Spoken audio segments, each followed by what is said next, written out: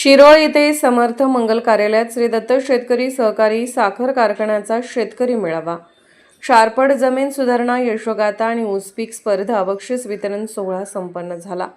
यावेळी बोलताना राहुरी कृषी विद्यापीठ कुलगुरू डॉक्टर विलास खर्चे यांनी जमिनीचे व्यवस्थापन करण्याचे रोल मॉडेल श्री दत्त कंपनीने तयार केलेले आहे। देशात सुरू असलेले खेत बचाव अभियान श्री दत्त कारखान्याने अतिशय सुंदररित्या यशस्वी केले आहे।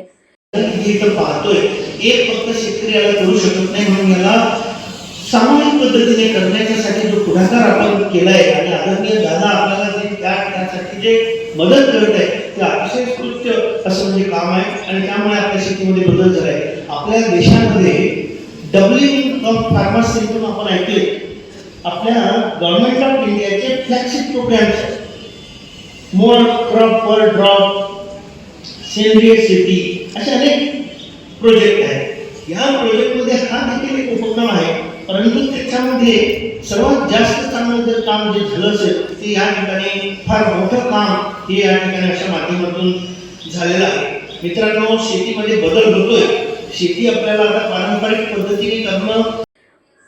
यावेळी दत्त उद्योग समूहाचे प्रमुख गणपतराव पाटील यांनी ऊस उत्पादन वाढीसाठी भविष्यात अनेक ठिकाणी कृषी मेळावा घेऊन शास्त्रज्ञ यांना मार्गदर्शनासाठी आमंत्रित केले जाईल अशी ग्वाही दिली।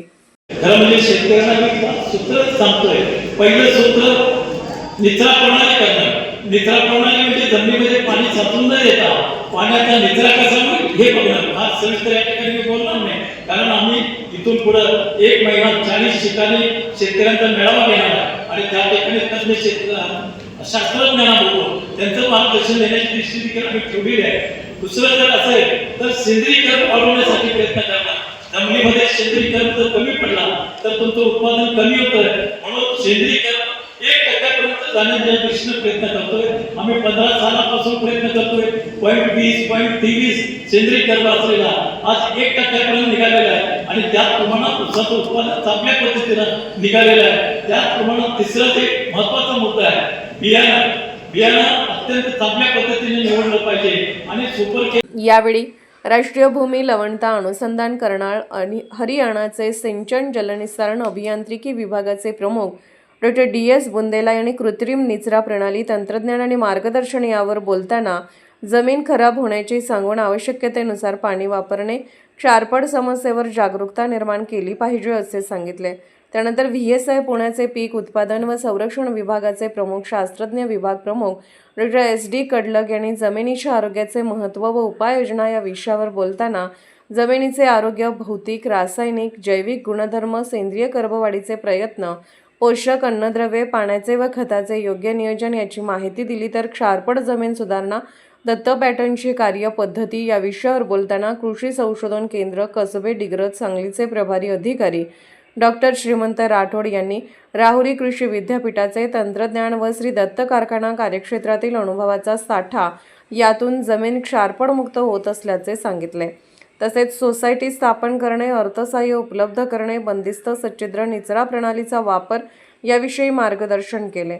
यावेळी हंगाम अडसाली ऊस पीक स्पर्धेत अण्णासो हंबीरराव पाटील माले प्रथम, जंबुकुमार बापूसो चौगले साजनी द्वितीय, सुभाष रामगोंडा पाटील शिरगुपी यांचा तृतीय क्रमांक आला।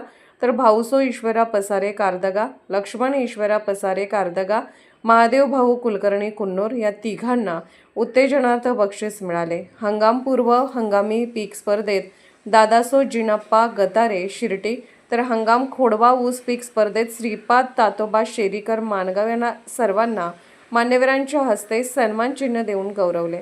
कार्यक्रमास कारखान्याचे संचालक, व्हाईस चेअरमन, संचालक, सहकृषी अधिकारी यांच्यासह शेतकरी, विविध कृषी तज्ज्ञ शेतकरी उपस्थित होते।